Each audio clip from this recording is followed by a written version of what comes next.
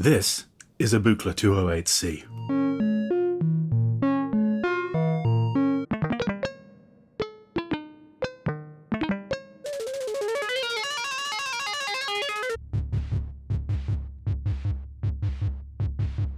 And this is the new-ish Model 218E version 3.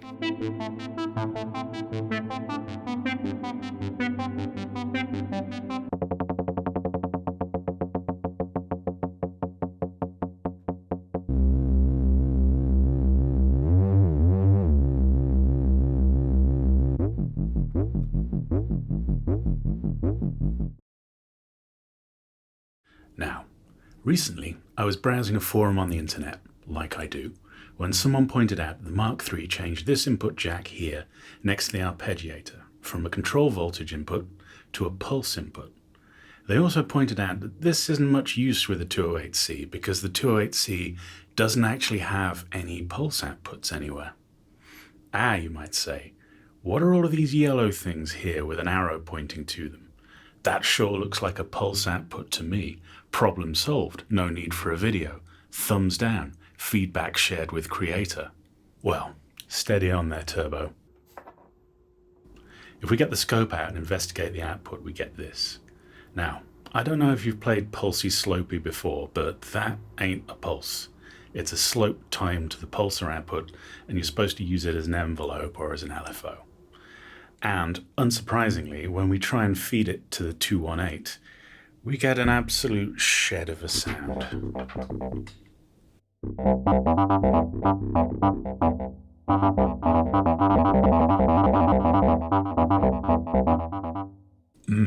Abstract. Now, it's worth pointing out that you can restore the original behavior of the old 218 by simply applying a firmware update using a screwdriver and a soldering iron. You have to open it up and move an SMD resistor on the circuit board. And believe me, updates don't get much firmer than doing that. We aren't going to be doing this to this 218 because this 218 actually belongs to Signal Sounds in Glasgow. This isn't sponsored or anything. I have actually bought one from them with my own money, but there's been a few delays, and apparently the new units are still being beamed down from the mothership as we speak. Jason from Signal Sounds very kindly offered to lend me the shop's demo unit until they arrived. What a nice guy. So, let's say for the sake of argument that we don't fancy opening up our brand new 218 and then going completely ham on its insides with a soldering iron. Weird, I know. So where does this leave us in terms of controlling our arpeggiator? Can we not, in fact, command the 218 from the Easel command? Are we merely irony's plaything? The worst part is we know there's got to be a pulse signal in there somewhere because we can route it around with all of these switches. But how do we get it out of the 208 and into the arpeggiator? We're going to break with tradition for a moment here and actually look in the manual. Wow. If we look in the manual under the section Metaprogramming, we see that we can produce these groovy little cards stuffed with resistors that essentially replicate the settings on the front panels, with different resistor values for each of the settings for the sliders and knobs. Crucially, we can also replicate the switch settings that do the pulse routings, which is pretty cool in itself, but it also means that the pulsar output must be available to use on the program interface slot. In fact, all of the pulse outputs are available, the keyboard, the sequencer, as are all of the pulse inputs. Sadly, the manual doesn't go into any more detail on this, and we still have the problem of getting the signals out of the program interface and onto jacks where we can make use of them. Luckily, help is at hand. So this is a Music Thing Easel prototyping board. It's similar to the preset storage cards described in the manual, but it's designed more for general purpose hacking and for exploration rather than just for storing presets. You get 3 of them in a kit which you can order from Thonk, along with pretty much everything else you need to build this groovy little prototyping board.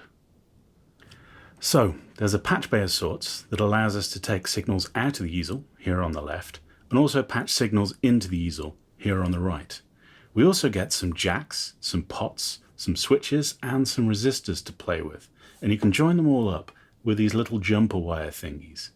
Remember, in modular synthesis, you can never have too many different kinds of patch cables. There's also a rather excellent guide Tom from Music Thing wrote called Music Easel Hacking for Beginners, and it covers the instructions for building this prototyping board, as well as having a complete pinout for the program interface slot. Useful. It also covers a few important caveats to observe when hacking on the easel, so it is well worth a read.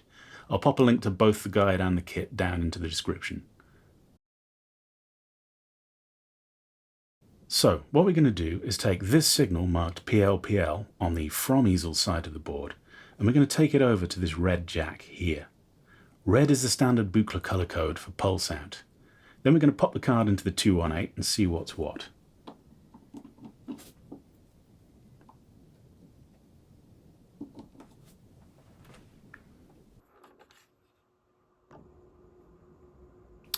Well, I gotta say, that looks like a pulse output to me. Let's test it out.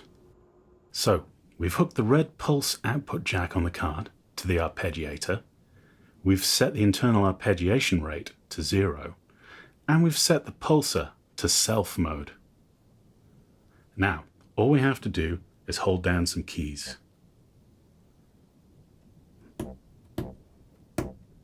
As you can see, nothing happens.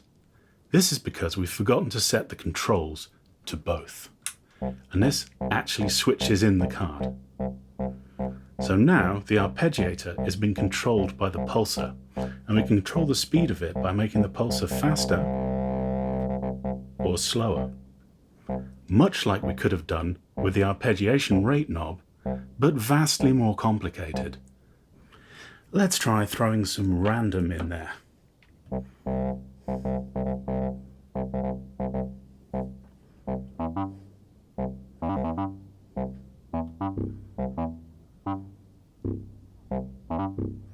Well, that certainly is a thing. Let's try the mod oscillator in low range. Interesting.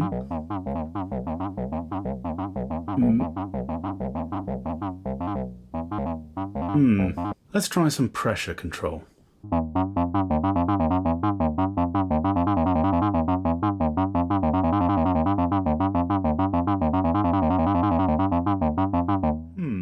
Okay, let's try using the envelope generator to control it. We've set it to self-triggered mode, so it's basically like an LFO.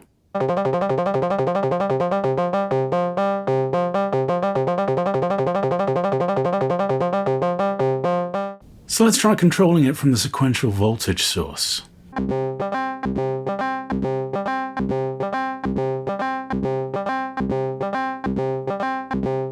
So this seems a bit more musically useful, or at least controllable. We can use the sequential voltage source to dial in the length of each arpeggiator step by getting it to control the pulsar period. This lets us basically program in rhythms for the arpeggiator, though it is a little bit fiddly to get them in.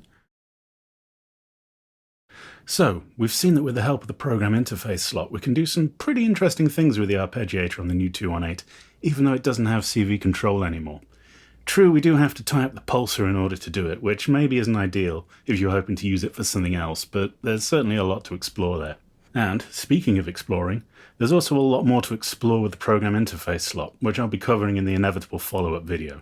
For instance, you can send in 2 sets of pulses to trigger the pulsar and the envelope generator independently.